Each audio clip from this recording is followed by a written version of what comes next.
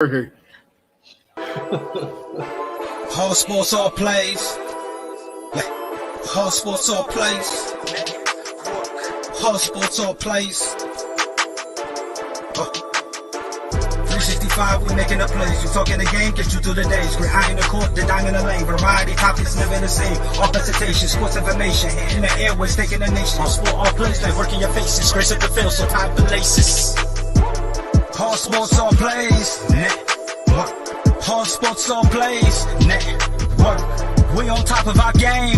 All sports, all plays. All sports, all plays.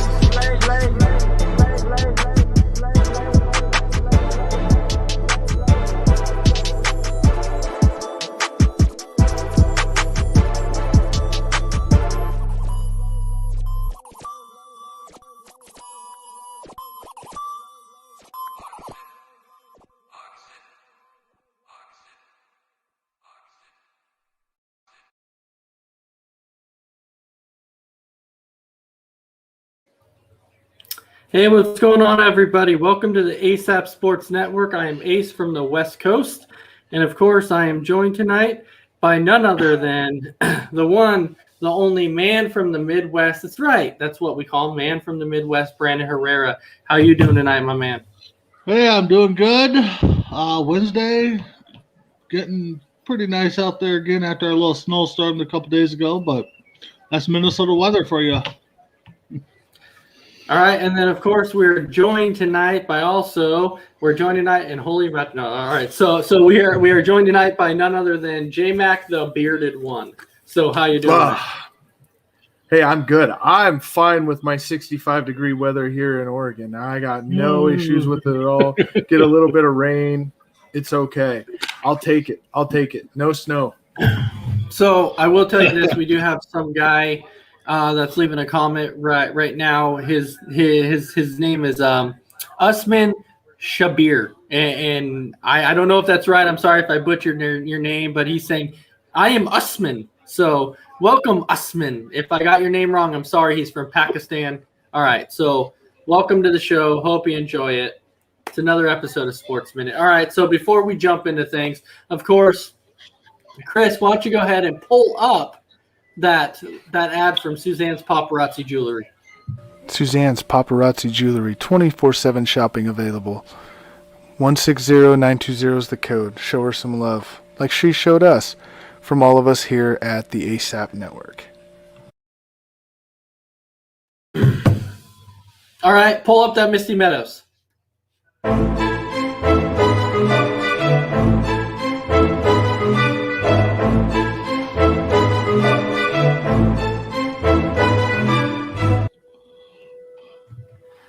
Boom, boom, boom, boom, boom. All right, so that little bit of Misty Meadows. Now, what the thing is now we have those free T-shirts, right? So let's say everybody wants a free T-shirt. All you have to do is come on, like, share, comment, whatever.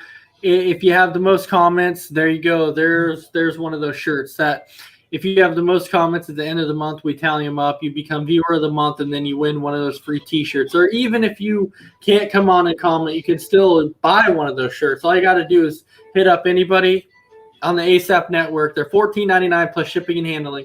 Size small to 2XL. However, you can actually get a bigger size if you want. It just costs a little bit more. But just hit us up, and we'll let you know. And we'll get those to you ASAP, of course.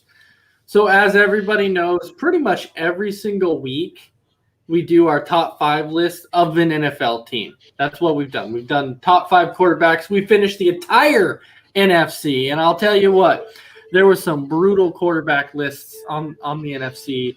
You know, you had the Carolina Panthers, you had the Atlanta Falcons.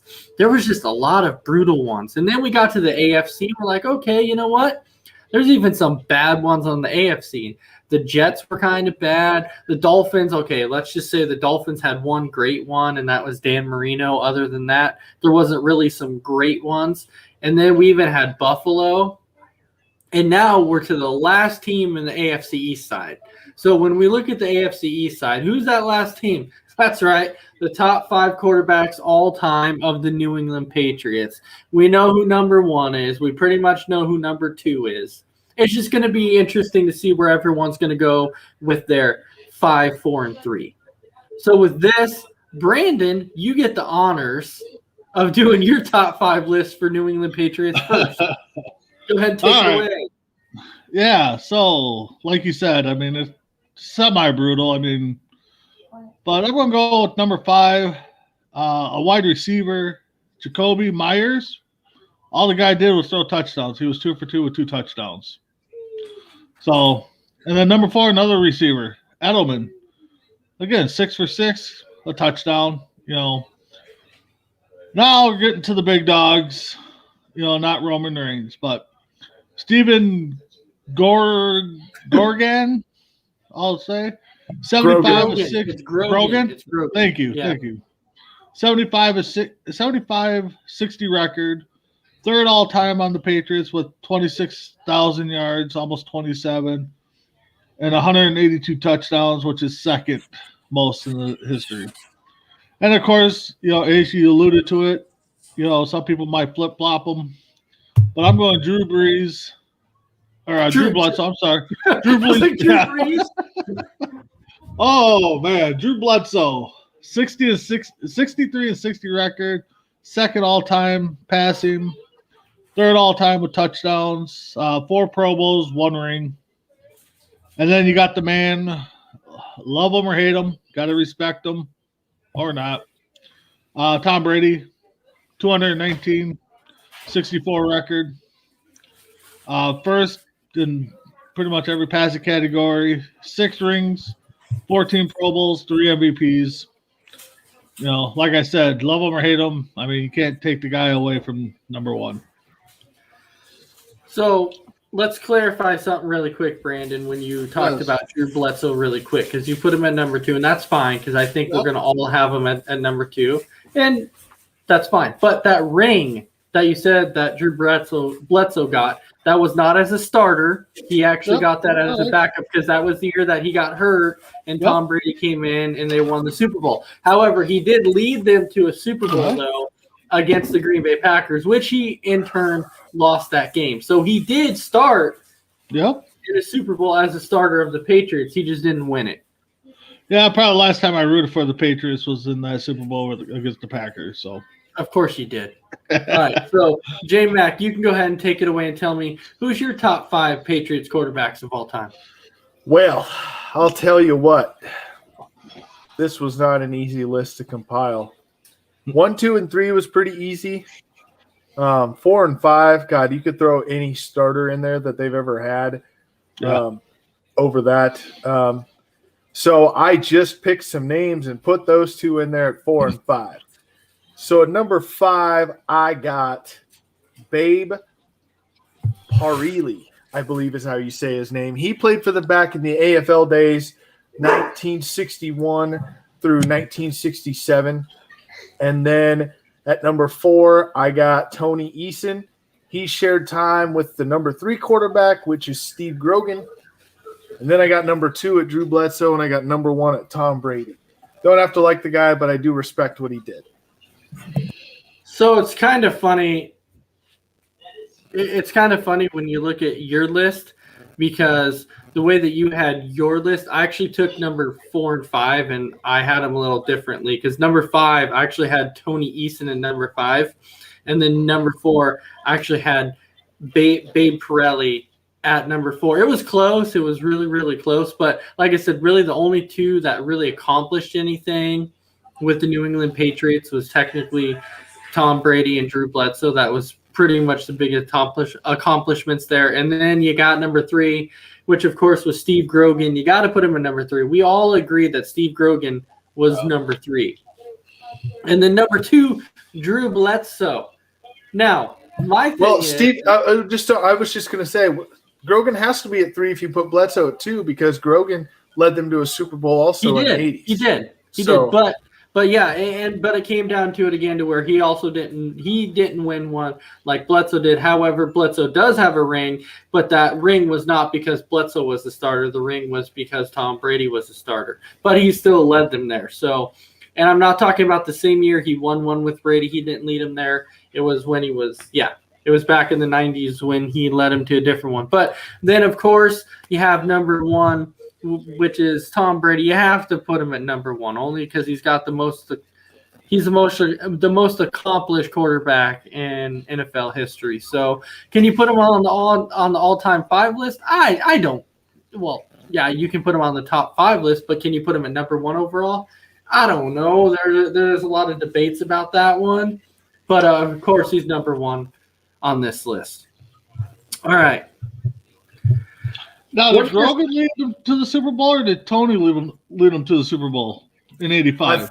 They both started that year. Yeah. So it's kind of like throwing it back and forth about which one actually led him there. They were both there. Yeah. Yeah, but I don't think Grogan started though in the Super Bowl. No, but he played. Yeah, Eason did a bunch of spot starts. Like Tony Eason started the first 8 games, and then they switched off the next 8, and then Grogan started the playoffs. Okay.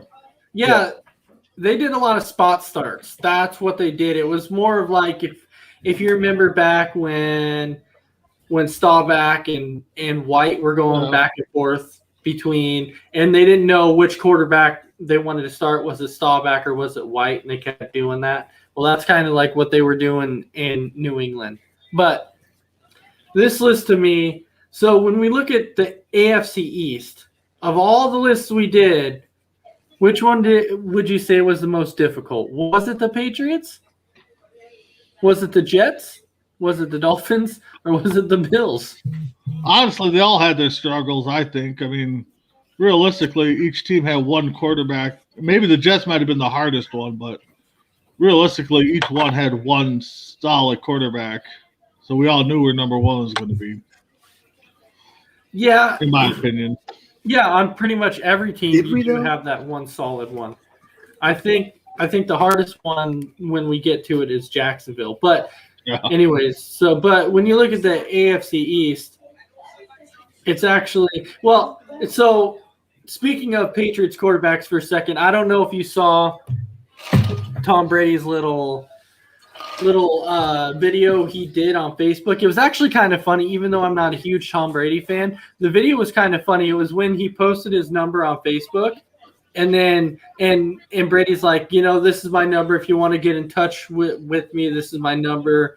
You can text me. Don't text me during game time. But remember this, is that if you send me a text and you say, you suck, he's like, yes, I will see it. He's like, and it's happened a lot throughout my career with emails and everything else, mostly from Jets fans, but that's okay. So I laughed once he started saying it was mostly from Jets fans. I'm like, that's awesome. Well, let me tell you. So I know a lot of the scandals that have been Tom Brady's way and things that have gone that way, but sometimes I think we forget that these guys are men. They're everyday people like you and I are, except they happen to be on a grand stage entertaining us. And I really gained a lot of respect for Tom Brady when after the championship game or the divisional round game, with New Orleans, that he went and took time to hang out with Drew Brees and Drew Brees' kids and throw the ball around, and just was, you could tell that they had a connection, like they were friends outside of playing football. And it was just nice to see that different side of him as like a human. He's a human like the rest of us. You know what I mean? And so I gained a little respect for him that day of like, you take that time, it's the last time you might ever see him on a football field, and you take that time out to do that. That was kind of cool. No, I agree with you, J-Mac. I mean, but I get more respect when he threw the Super Bowl trophy across the river to the boat. He said it seemed like a good read. So I'm like, that was awesome. That's what he came out and said. He said it seemed like a good read. So I'm like, all right, that was cool. Yeah. You know what's funny is I read a meme about that, and it was talking about Brady did what every other man does in America. You get old, you go to Florida, and you get drunk. That you're right. I mean, we really saw the other side of Brady that we normally don't see. So, Yeah, he doesn't look so much like a methodical machine. Like he's out there actually having fun playing football.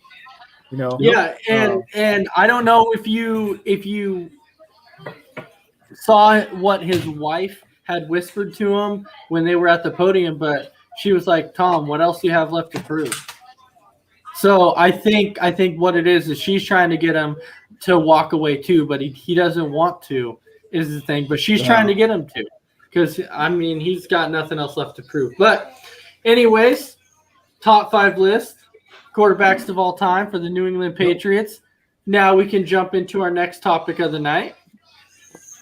Biggest upset in female sports history. J-Mac, you get the luxury of going first on this one. Ooh, biggest upset in female sports history. You know, I researched this one.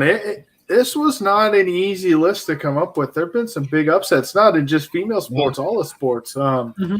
And to pick one was the hardest. I'll tell you that, because again, you can go back to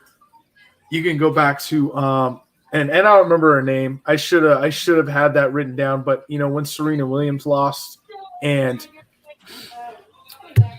you had when UConn got beat by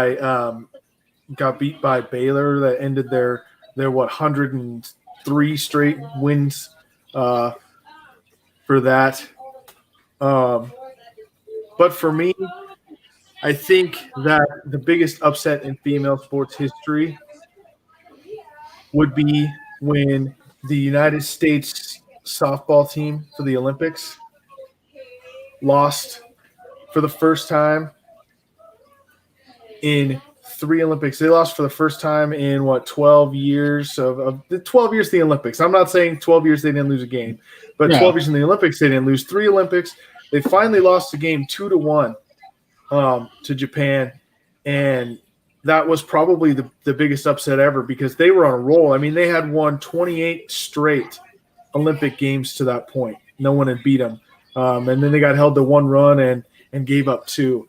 And that was Jenny Finch's last year on the team. And so that was kind of crazy to watch them lose. They still took the bronze medal that year, but it was that was a big loss, I think. That's probably my biggest upset. All right. How about you, Brandon? Well, I have a little list. I mean, J-Mac actually touched on the Serena Williams one. And that was Roberto Vinci. Yep. That's it. Yeah. I'm actually going to go with Holly Holmes defeating Ronda Rousey in UFC in 2015 in the second round. I mean, she was the face of UFC. She said she wasn't going to drop the title unless somebody was going to beat her for it. I mean, she got the cockiness in her, and typically I don't like cocky people, but for some reason when Ronda Rousey did it, I loved it. And when Holmes beat her, it was a shocker, I think, for the whole UFC world. So I'm going to go with Ronda Rousey or Holmes on that one. Wow, so you actually went the UFC style. Yeah. No, that's I kind of figured everybody else was gonna. I mean, I got a list of a couple other ones, but I thought people were definitely going to take those ones. No, so when I looked at the biggest upset in female sports history, I actually went the route of soccer, because there was a lot of women's upsets in soccer. But the one that I actually went with, I think back to 1995, and this is when the U.S. women's soccer team played Norway. Well, you got to think that the U.S. women's soccer team was the first ever team to win the World Cup. The first one that came out, the U.S. soccer team won it. They were basically the Iron Giants from when they first started up until then. So everybody's like, oh, this U.S. soccer team is going to come in to beat everybody. And you got to think, in the quarterfinals, they came out and beat Japan 4-0. So everyone's like, oh, okay, you know what? They're going to steamroll through it again. They're going to go to the World Cup finals again, and then they're going to end up winning it. What ended up happening? They ended up losing to Norway in the championship, 1-0. And when you saw that, you're like, oh my gosh, that was huge, because nobody thought that the women's U.S. soccer team was going to lose, because they had been so dominant for so long. But Norway was this kind of up and coming team that everybody was looking at that they could have been like, you know what, this Norway team might be something. And then once they beat that U.S. soccer team, Norway kind of took off, and they became something a lot bigger. And then for several years, they were kind of those iron giants that were kind of dominating soccer. So when it comes to soccer, there was just so many of them that were just out there. So Brandon, you said that you had a list, but besides the Holly Holmes and Ronda Rousey, what else did you have? Well, for my homer one, North Dakota beating the Golden Gophers lady hockey team at home. So in Minnesota, ending their 62 game winning streak. I mean, they were dominant back in the day when hockey first started blowing up. Stanford volleyball beating Penn State after their 109 game winning streak.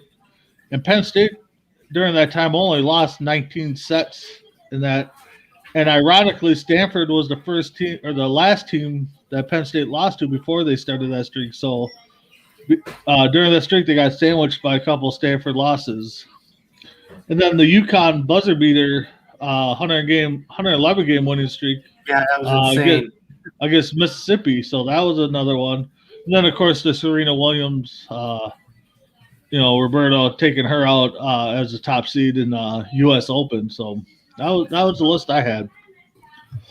Yeah, but that UConn game, that was huge because nobody saw that coming. Well, right there, nobody saw it coming. I think eventually everybody knew that they were going to lose at some point, but nobody saw it coming right there. However, that's the whole thing. When a streak like that happens, it's like, okay, when's it going to come to an end? That's what we're all waiting for. So speaking of UConn and speaking of female sports, and J-Mac, I'll go with you on this one too. Tell me, since we're on this subject, how much does it bug you that since March Madness is here, it's basically a big thing to where everyone's talking about, did you fill out your men's bracket for college basketball? And then you ask people if they filled out the women's side, they're like, oh, I don't know much about it. Does that really, what does that say? What does that show when everyone's like, I filled out the men's bracket, but not the women's bracket? Well, yeah, it's definitely infuriating because how do you see you don't know much about the women's game? You don't really have to. You just go with the teams. You look at the seeds and you go with the teams. Tell me that you know how every single 68 teams. Well, you know all 68 teams in the men's bracket. Do you know what every single one of them is and Absolutely how they played this year? Absolutely not. So how can you sit there and say, "Well, I don't know much about the women"? Well, you're telling me you don't know what 4 or 5 teams did this year. Like you can't just look up quick and see what the top 4 or 5 teams did and then fill out your bracket from there. Yeah. Like it's kind of ridiculous, Yeah, but all the contests are driven by the men's bracket, so that's why it is. But that's the point I bring it out, and that's why every week on Sports Minute we throw in a topic about female sports because it's not talked about enough in the sports world.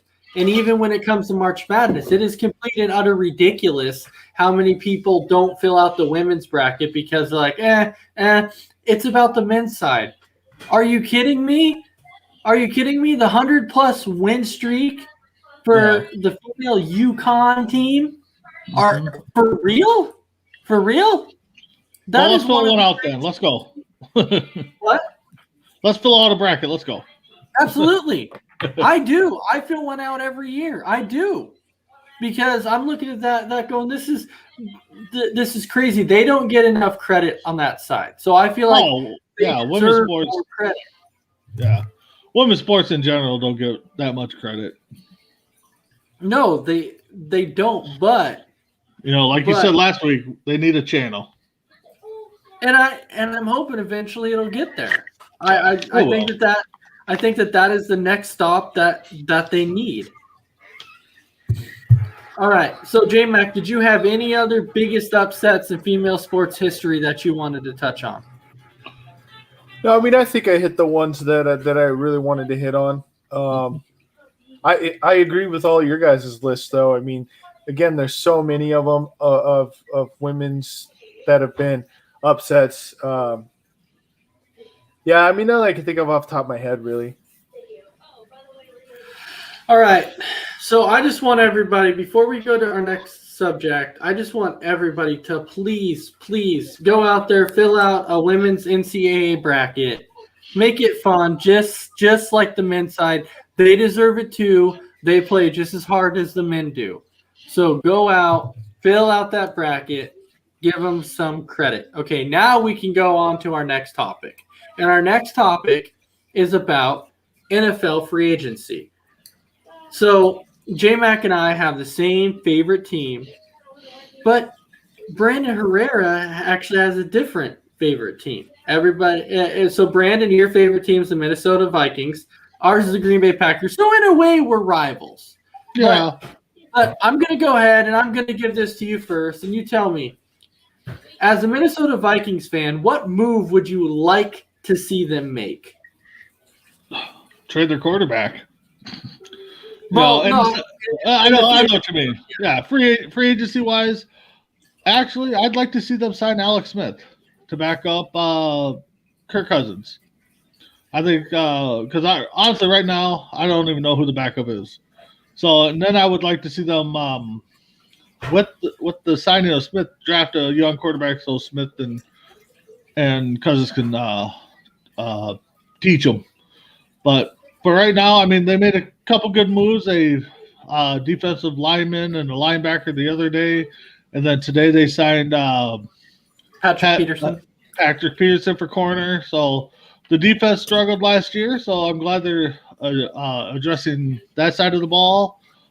Like to see them address the offensive line, but I would definitely like to see Smith signing as a backup here. I think that would help out a lot. Are you talking?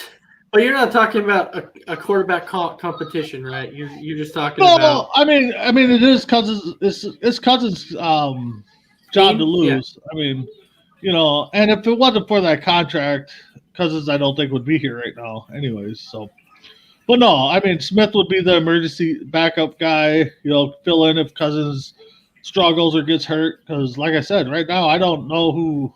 Ace, you could be the backup for the Vikings right now. I mean, and I don't know it. So, well, what do you know? That's a coincidence because on my table right here next to me, I actually hold a contract for the Minnesota Vikings as backup quarterback. I was just about to tell you that. So, all right, give me something to root for then. Right, all right. But J-Mac, I know you're a Packers fan. I'm a Packers fan, but a lot of times when it comes to free agency, we have the same opinions that we would like to see the team make on that. So to me, obviously, when you start out on that, the first big signing we had was Aaron Jones, and that's something that we desperately needed. I was like, there's no way you can let Aaron Jones walk. You just couldn't. He means too much to the team to let him walk.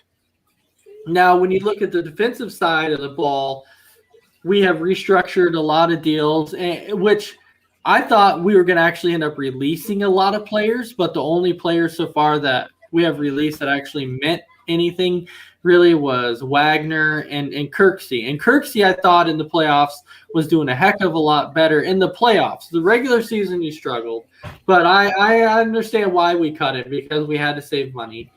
I get that. And I think Rashawn Gary this year is going to come in and step up and be better. So it's going to be Rashawn Gary, Zadarius Smith, Preston Smith, and you got a little bit of Ty Summers behind him and Kamal Martin. So we're getting there. But what I need to see Green Bay do right now is we need more along the offensive line because we lost Corey Linsley. He went and signed with the Chargers. And then we released Rick Wagner. Bakhtiari, he might be there for the first game. He's not 100% healthy yet. He might be there, not quite sure. But we do need to shore up that offensive line a little bit more. We're actually looking at one of the Vikings' offensive lines. Yes. We're looking at him. And so I'm hoping that maybe we can sign him to get a little bit of help along that. And then D-line. I would like us to see us go out and get some D-line help too. I thought going out last year around playoff time and getting Snacks Harrison was huge. He came in and helped us stop the run in the playoffs. Well, I would say a better job anyways. But J-Mac, when it comes to Green Bay and free agency, what would you like to see them do? I'd like to see us sign a mid-level linebacker, someone that can help our linebacking core.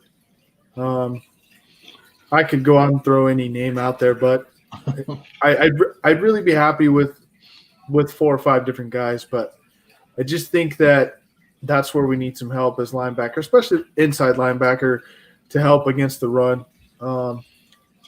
We got the defensive line. We got the pass rush, but we got Kenny Clark in there, Zadarius Smith, obviously, Preston Smith, those guys. But we need inside linebacker help. So that's where we need to look, I think. We're not going to get a top-tier guy. There's no really top-tier guys out there in free agency, but you can get a middle-of-the-road guy that can help with, he might not be very good in coverage, but he helps with the running game. That's where we need to focus. Yeah, and the thing is right now we can't really go out and get a lot of those top tier guys because we don't have the cap space for it. We're going to have to restructure a couple contracts or cut a couple people again. We just restructured Zadarius Smith's contract, which was huge because now it gives us a chance to re-sign him, and we need to re-sign him. He's our captain on defense. He's our leader. So we definitely need to re-sign him. The D-line – there's one guy on the D-line that I really don't like, and that is Lowry. I never understood why we kept this guy anyways. The guy is the guy is useless. He's trash. And I just wish that we would release him and go after somebody else. Now, a lot of people, though, are talking about receiver too, saying that we need to go out and get a receiver to help out Devontae Adams. Well, this year, I know we get Devin Funchess back. Last year, he opted out, so we get him this year. I would like to see what Devin Funchess can actually do, and I think Alan Lazard is going to be he's going to be pretty good.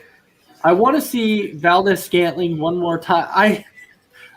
I don't know. I'm just not 100% on Valdez-Scantling. I'm just not sure. He's so hit and miss. You never know when he's going to drop it, and you never know when he's going to actually catch it. His big playability is always there. It's just he's got bricks for hands, man. Bricks for hands. And you never know when he's going to catch it. But, Brandon, I'm going to go back to you for a second. Anything else on the Vikings that you want to mention? No, just the draft. Hopefully they can shore up the offensive line. I think, they're heading the right direction on defense. They got some guys coming back from COVID and injury. So, but outside of that, I think this, coaching wise, he might be on the hot seat early if they started struggling again. So we'll see what happens. And J-Mac, I was going to bring this up to you. I saw it because I was talking with the wife about this yesterday, and I knew that once we re-signed Aaron Jones, I'm like, Jamal Williams is going to be gone, and I was like, I really hope he goes to somewhere that I can enjoy to watch play. And then he signs with freaking Detroit, and so I'm looking at that going, okay, great, Jamal Williams with the freaking Detroit, and I like Jamal Williams. I wish him nothing the best. So it sucks because I want to see the guy succeed, but I can't in Detroit. I just can't. It's hard. So what is your thinkings on that? How does it affect it when you see a player you like off your favorite team go and sign with the team that you're like, one, they suck, or number two, you're like, I can't stand them. It's not easy.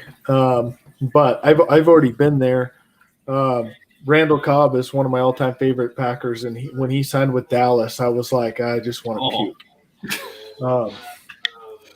But you still root for the guy. I'll still root for Jamal Williams, except for 2 games a year. So, right? No, 14 out of 16 games, I want to see him do good. Absolutely. I wish nothing but the best for Jamal Williams. I hope he runs for 1,000 yards. But when he plays against us, of course, maybe get 20 yards total in the game or whatever. I'd be okay with that. But I wish him the best. The one stat that everyone forgets about Jamal Williams and how valuable he was. He's a dual threat. Well, right. And in Green Bay, he touched the ball 622 times and fumbled zero. He never fumbled the ball in 622 touches in his career. So you think about how big that is. That's huge. So wish him nothing but the best. I know. It's just sad, though, because now he goes from a quarterback like Aaron Rodgers to a quarterback like freaking Jared Goff. And if you're Rodgers, you're kind of enjoying your life in the NFC North right now. I mean, you get to play Andy Dalton, Jared Goff, and Kirk Cousins twice a year. Right. Which I don't know if you saw, but we just elected two people into the Hall of Fame. It was Jay Cutler and Ryan Pace. So congratulations for Green Bay inducting Jay Cutler and Ryan Pace into our Football Hall of Fame. The joke was when Jay Cutler left Chicago that Green Bay should sign him as a backup quarterback because he's already used to throwing to the guys in the green jerseys anyway. Right, he is. Man, so now, because we still have a few minutes to go on this topic, so just when we look at some of the signings, since Brandon, everybody knows you're a Vikings fan and we're Packer fans, and there's one team that we both hate together, and that's the Chicago Bears. So Brandon, let me ask you this: with you being a Vikings fan, what do you think of the signing of Andy Dalton for the Chicago Bears? I mean, like you said, as a fan, hey, more power to him. Hope he stinks it up like the rest of the quarterbacks. But I mean, we both know quite a few Bears fans, and they ain't liking it. They would have rather kept Trubisky and Foles, I guess. But the shocker is when I saw that they offered Seattle for Wilson, and the Seahawks passed it up, and I'm just like, okay. I mean, more power to Seattle, and sucks for the Bears, but like Ace said, I mean, Rodgers has got to be. I mean, even Cousins to a point has got to be loving it because 4 games you get to see Andy Dalton and golf. I mean, okay. So, but. Well, I'd like to see our division be good. I mean, I don't want to have one powerhouse and 3 teams that, look like the NFC East. So, well, I guess so. By the way the story goes in that Bears and Russell Wilson saga is that everyone was on board, and then it got to Pete Carroll, and Pete Carroll said, "There's no way I'm giving up 3 first-round picks, or I don't want 3 first-round picks, and I'm not giving up Russell Wilson for 3 first-round picks." So either Pete Carroll is a genius or he's a moron, and I'm not sure which one yet. Well, it all depends. If Russell Wilson comes out and they have a great year, he was a genius. But they come out and he sinks it up, then he was a moron. I mean, I don't think there's 28 other GMs in the league that would have turned down that deal for a starting quarterback that's on the decline. Yeah, but first of all, let's say this. Who were the 2 players that were supposedly involved? Because to me, I don't know. I got to think about okay. I heard it was 2 starters. So which 2 starters? It was 2 starters, exactly. But it could have been the kicker and the punter. Who knows? But just saying. But think about that: 3 first-round picks from Chicago. Yeah, they're going to be middle of the road. Oh man! And then you could have traded a couple of them and got up to this year's draft class and probably got a quarterback. So, I I'm not turning it down. I mean, I don't think I could have. I honestly don't think I could have. Like J-Mac said, it could have been the kicker and the punter. I still don't think I would have turned it down. For the kicker and punter? Well, yeah. See, now the crazy thing is, maybe that was it. No, maybe it was like, well, you have to take we'll give you 3 first-round picks, but you have to take our kicker. And we all know about kickers in Chicago. Yeah. Probably like, yeah, no thanks. Yeah, but well, no, you can't say that because they took Minnesota kicker that couldn't kick, everything left. He was oh God, who did they sign? I'll get back to me. I can't think of him now. You're not talking about Carlson or Bailey, right? No, it was Walsh.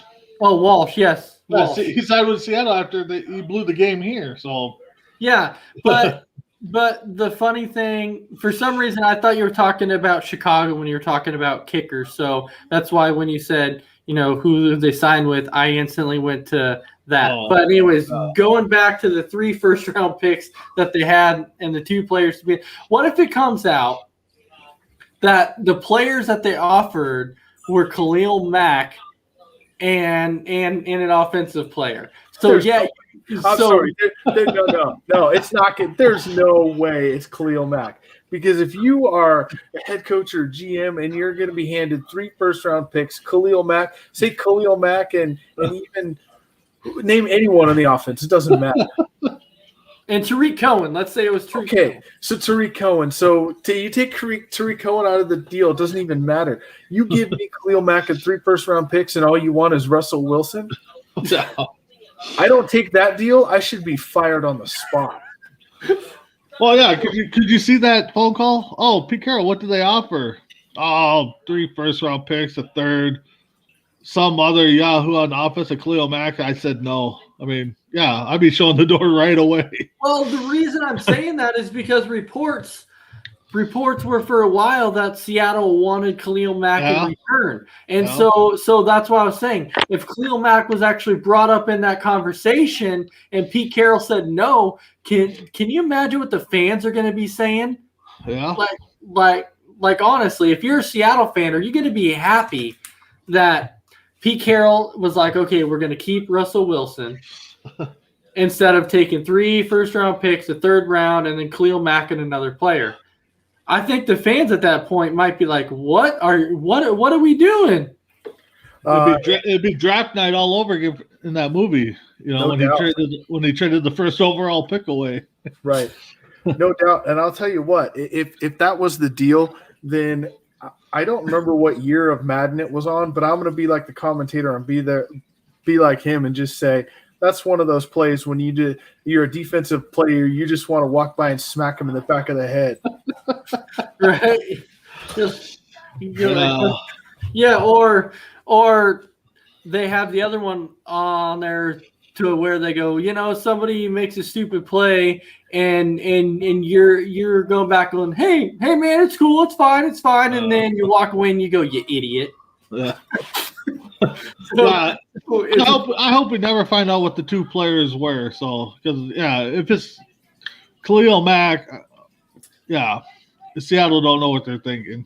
No, well, that would be on Pete Carroll. Well, that's what I'm saying. So, I hope for Pete Carroll's sake, we never find out who the 2 players are. No, because if it is Khalil Mack and fans find out, I think there's going to be a lot of backlash. I'm just saying, I truly think there's going to be a lot of backlash on that, and people are going to absolutely hate Pete Carroll at that point and be like, "You freaking idiot!" Honestly, they're probably going to hate him either way, even if turning down the 3 first-round picks, no matter who the starters were.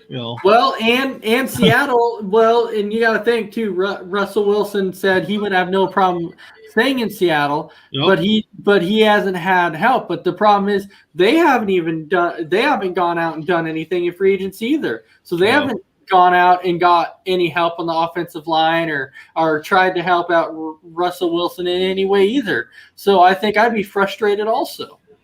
Yeah, because I mean they've lost already. They've lost players versus signing anybody. I mean, what Shaquille Griffin went to Jacksonville.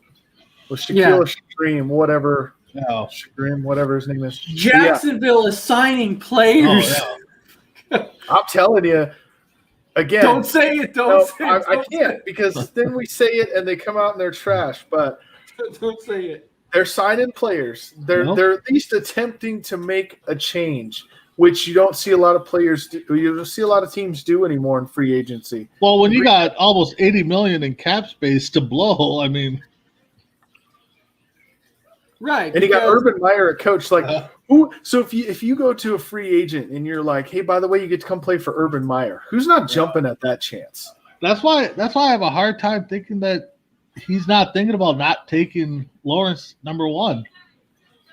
I mean, I think that's pretty much a surefire. I think that's a surefire thing because a lot of the reports are that when they had these, they've had a lot of conferences via Zoom with Trevor Lawrence, and a lot of the reports were saying that when they were talking with Trevor Lawrence, that they were talking about what next year looks like. They were telling them what their plans were next year, who they want to start at running back, receiver. So when you look at that, to me, it kind of shows they're obviously going with Trevor Lawrence because they're trying to tell him what the plans are. Yeah, but I mean, you can't tell me they're not having similar talks with the other quarterbacks or even the wide receiver Smith on what their plans are. I don't know, but I'll tell you what, it'll shock the world if they don't take him. Oh yeah, you're right, it will. Or they move the pick. I mean, unless they get Matty Ice, they're taking somebody first overall. I mean, yeah, I just think I'm looking at that going, man. If on draft day, if we hear the number one overall pick is Justin Fields or let's say Smith, I would be like, what the heck? Like, it would shock the entire world if that happened. I don't think Smith would be too big of a shocker, but I think Fields would be. But hey, think about this. I saw this earlier, and this is crazy. So you guys know the name let me think here. You know the name Michael Brockers? Yes. From the Rams? Yep. Yes. Okay. Where they asked him, how do you feel about having Matthew Stafford as your quarterback versus Jared Goff? And he's like, I feel like it's a level up, and that puts us on the next level. And then the Rams dealt him to Detroit today. No way. Yeah. Yeah. They did. So he got rid of Jared Goff, but then he gets traded back to where Jared Goff. Oh, that's got to bring some nice topics in the locker room. So it's like the ultimate slap in the face, pretty much. You praise your team for making a move, and then you end up going to the team where they made the move too. Okay. All right. So. Yeah, because don't forget the Jaguars signed Marvin Jones Jr. Yeah. And I know he's not the receiver he used to be, but he can still make plays. Nope. Yeah, he can. Tell you, Jacksonville plays it right. Don't say it, Brandon. I know. We say it all the time, and then when we say that Jacksonville's going to be decent, they end up sucking. So I know. I mean, but they got the assets and the cap space to really do it, though. I mean, that's you're right. Don't say it, but you look at the numbers and the draft picks and the cap space. I mean, we've said it for how many times with the Lions too over the years. I mean, so. Well, there you go. You just jinxed it. Yeah. Congratulations. You just all right. Jinxed it. Jacksonville, call me if your team sucks again. I'll take the blame for it. Right, because Brandon's the one that came out and said it. I said not to say it, and then you came out and said it. So that's why you did it. All right. Packers are going to stink. All right, so now we come to our basically almost our last topic. And J-Mac, it comes to you. It's your spotlight player. Who is your spotlight player? Well, I couldn't pick one this week because one of them does not go without the other. So let me say that before I start talking about it. Dink and doink. Is it the double doink? Double doink? I mean, that would be great, right? So let me just name off some stuff. You guys try to guess who it was. This is not it's not a major sport that these two are known for. It's more of an Olympic sport. 3 Olympic gold medals, 2004, 2008, 2012. 112 straight matches won, 19 straight tournament victories. matches? They won the bronze in 2016, and they have $2.6 million in prize money in their sport, which is second most all time. So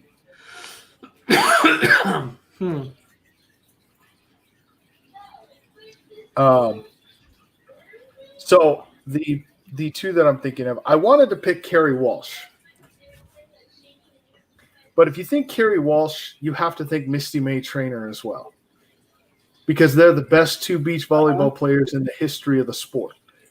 And again, they won 3 consecutive gold medals. They won bronze in 2016.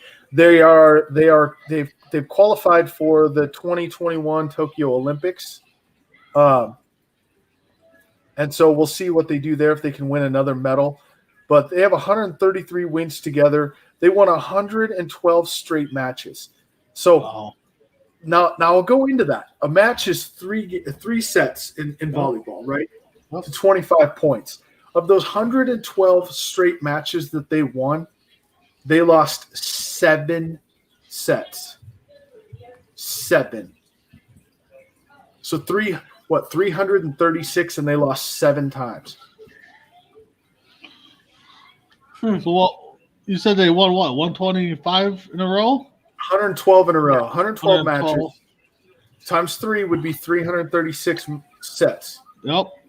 And then there's the 329 and 7 in those 112. Jesus.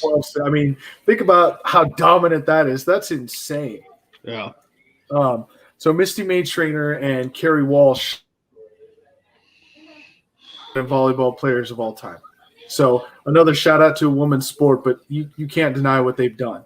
And they're going to make it to they're going to make it to their 5th Olympics with the chance to medal for the 5th time. They'll be the only ones to ever do that. I like it. That is impressive no matter what sport you're talking about. I mean, but so again, women's sports, we need to get women's sports out there, and this is a way to do that. I think ASAP needs to sponsor them and get a TV channel and be the primary carrier of women's sports. We talk about it. Yeah. No. I mean, we're going to make something happen. I mean, get Jenny Finch to be one of our analysts on sports and, you know. Yeah. Yeah, no, I completely agree with you on that. I think it's stuff that we need to get. Oh yeah. That we definitely need to figure out. And I like when you do your whole I like it when you do your spotlight players on female players. You definitely had to do some digging for that one, I think. Yeah. I did have to do some digging for that one. When you started off, I'm like, okay, are we thinking bobsled and then tennis and Jamaican bobsled team? Yeah. Yeah. So Coach. That was a great movie. I like it. I like it. So just to finish up, I decided to do something a little quirky tonight in Ace's mini game. It's kind of interesting. So tonight, since J-Mac has won a few times in a row, we're going to go in the realm. So now he's going to enter in the realm of Brandon's world. And so what I mean by Brandon's world is we're going to do so Brandon kind of gets a little bit of advantage today. And what I mean by that is that we're going to enter the world of trivia of the Minnesota Vikings. Oh, geez. So we're going to be some trivia on the Vikings. And so let's see if J-Mac can beat Brandon at his own game by trivia on the Minnesota Vikings. And J-Mac, since you won last time too, you get the option. You want to go first? You want to go second? I'll defer. So deferring. He's deferring to Mr. Brandon Herrera. So Brandon, your first question pertaining to the Minnesota Vikings. Keep in mind, this is all Vikings questions. What year did the Vikings play their first game? Oh, crap.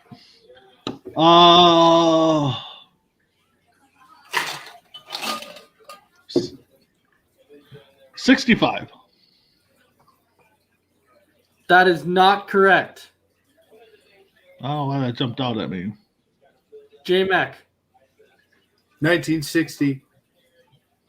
No, you were 1 year off. You were not correct 61. either. 61. So yeah, it was 1961. So now we go on to the next question. That was really weird. Hold on here. Okay. So J-Mac, this one starts with you. So what stadium did the Vikings play in for their first 20 seasons? So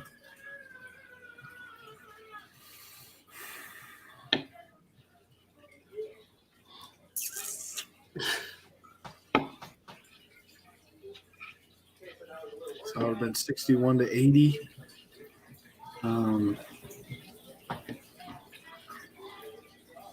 I don't know. You have no idea. Okay. No. Metropolitan Stadium. The Met. Yes, you got it. Yes, you got it, Brandon. It's the new home of the Mall of America. So there you go. So you got, all right. So you got 1 point on that one. All right, Brandon. Oh boy. All right. Oh, boy. Well, Brandon's gonna go up 2-0 because this is the easiest question. J-Mac, you would have got this one too, so you would have been like, God dang it, why couldn't you give me this one? But Brandon, your question is, which Vikings running back rushed for 296 yards in a single game? Adrian Peterson. Against San Diego, I believe, right? Who was that against? No, it was against the Was it the Chargers? It was the Chargers. Yeah. Yeah, it was the Chargers. So Brandon's got 2-0. Okay, J-Mac, I think you'll get this one. What Vikings receiver set the single-season rookie touchdown reception record? Oh, Randy Moss. Yeah, there you go. So Straight Brandon, cash, homie. J-Mac won. All right. Still a disappointing season. Brandon, what was the nickname of the Vikings defensive line from the late 1960s to the 1970s? Purple People Eaters. Yes, you got that one. Okay. That was actually a Jeopardy question, and nobody knew it. Wow. Yeah. Oh, yes. I remember that. Okay. That was a great episode. So, J-Mac, your question is, and you need this one to at least stay alive in it, which Vikings player recovered a fumble and returned it 66 yards in the wrong direction? Oh. It's a famous one, so I would be shocked if you didn't get this. Oh, I'm stumping down the name too.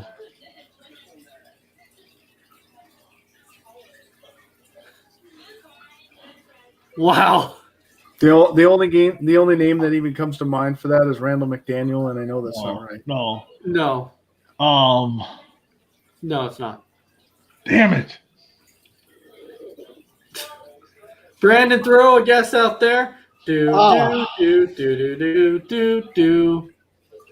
want George Foreman, but it's not him. It's not George him. Foreman? No. So once you hear this name, you're going to be like, oh, yeah, duh. The correct answer to it is the Hall of Fame defensive end, Jim Marshall. God damn it. You know what? That was the first name in my mind. I was like, it sounds like Jim Marshall, and then I said Randall McDaniel. I don't. Yes, Marshall. God dang it. I should have known that. My uncle made fun of me every time the Vikings played the Packers on that one. Every time there was a fumble. Well, at least our guy didn't run backwards. All right.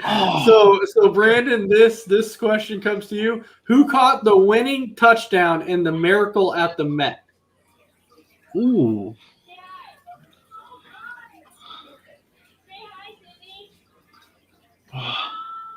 Miracle at the Met. Oh, man.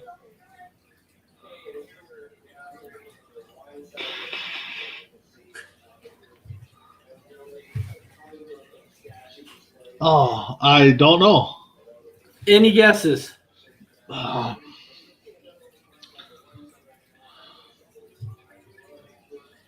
No, because I know I'm going to. Oh, no, I don't have a guess. I'm trying to think. Can't even think of a receiver. Go ahead, J-Mac. Go for it. Any guesses? Nope, I have none. J-Mac, any guesses? Anthony Carter. No, the correct answer is actually Ahmad Rashad. Brandon seems confused about that. He's like, I thought it was him, but I couldn't remember if he played the receiver or not. All right, J-Mac, this question's for you. We only have a few questions left. You have a chance to try and catch up here.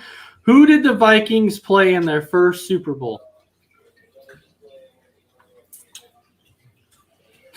I believe they played Kansas City in their first Super Bowl. And you are correct. So that is a point for J-Mac. It's now 3-2. All right. This question comes to you, Brandon. Which Minnesota Viking served as an associate justice of the Minnesota Supreme Court?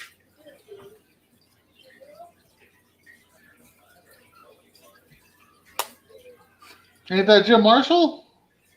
No.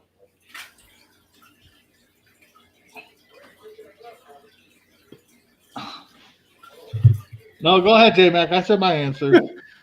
Gus Frerotte. No. No, that is not the correct answer. The correct answer was actually Alan Page. God dang it. After I said Marshall, I knew it. A chance to tie it right here. What number did Fran Tarkington wear? Oh, no.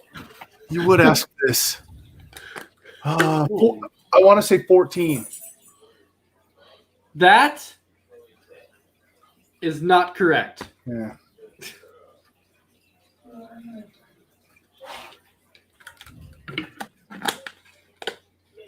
Was it 12? That was not correct either. Oh, The correct answer was 10. dang it. All right.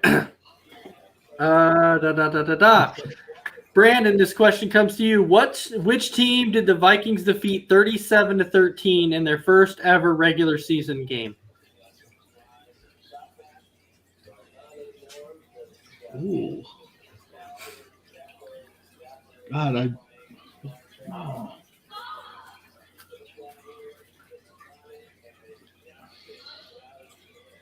going to say the Bears. And that would be correct. Oh. You got it. So it's 4-2. I figured it was a division game. Yeah. All right, J-Mac. What Vikings quarterback holds the record for most passing yards in a single game? Ooh, Vikings? Yeah. In Vikings history? Yeah. Hang on, let me think for a second. He's got to think on that. He's got to think on that one for a second. I don't know if he'll get it or not. I don't know. I had to let the dog out. Yeah.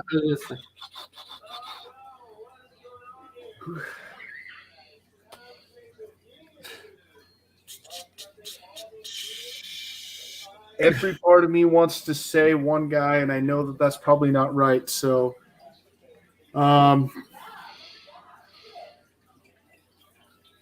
is it? I'll say it anyway. And I just lost his name. The guy that played with Randy Moss in Culpepper? That's it, Culpepper. But I know that's not right. That is not the correct answer. Yeah. So, Brandon, do you have a guess? Number 4? Barr? That is not the correct answer. The correct answer is actually Tommy Kramer. He threw for 490 yards against the Washington Redskins, Washington football team now. Wow.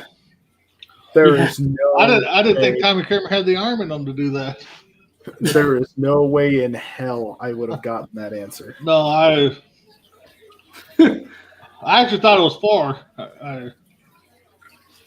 All right, so Brandon, let's see. This one would be for the win. In 2005, who did the Vikings trade to the Oakland Raiders for linebacker Napoleon Harris. Oh, come on. That's the Randy Moss trade right before they sold him. Oh, yep, you got it. No. You got it. Yep, that was Randy Moss. So J-Mac stepped into Brandon's world of Minnesota Vikings, and Brandon ended up winning 5-2. So by luck. By luck. The fact that I got 2 right about the Minnesota Vikings is it's crazy, right? I tell you what, you do that with the Packers. All I'm saying is Brett Favre, Sterling Sharp, Reggie White for every answer. that's what we're doing next week. You're going to be stepping into J-Mac's world next week. So all right. So with that, this was another episode of Sports Minute. I hope everybody had a fantastic show. But I'll give you 30 seconds, Brandon. You got 30 seconds to say whatever it is you got to say. Let's go Wild. I mean, they're on a nice winning streak right now. They're playing excellent. Hopefully I can say that about the Twins down the road here, but I know I can't say that about the basketball team because they stink. So, And I want to throw a shout out to some people who just joined our show. Nick Raday, what's up, my man? And then, of course, Tim Fielder. And he thought that the answer for most passing yards in a game was by Kirk Cousins. So that was an interesting throw out there. But anyway, J-Mac, you got 30 seconds. Tune in tomorrow. We got a bunch of good stuff on the network tomorrow. Of course, Real Talk's on there, but you also have Intercept Your Lunch and a brand new show. I don't even know the name of it. That's how new it is. But it's Joe Carlino, who is a spring training coach for the New York Yankees. He will be joining our network tomorrow, doing his own podcast with his partner. Can't wait to see that. We'll also put out a new episode of the Four Bros Radio Show, and you can also catch us Friday at 12:30 on Radio Oxen. All right. And with that, I want to thank everybody for watching, and I hope you all have a fantastic night, and we will see you again next time on Saturday for another episode of Sports Minute. Later. All sports, all plays. All sports, all plays. All sports, all plays.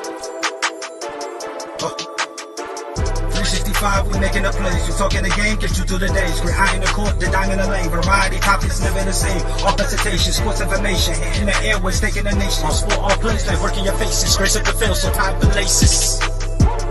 All sports, all plays. Network. All sports, all plays. Network. We on top of our game. All sports, all plays. All sports, all plays.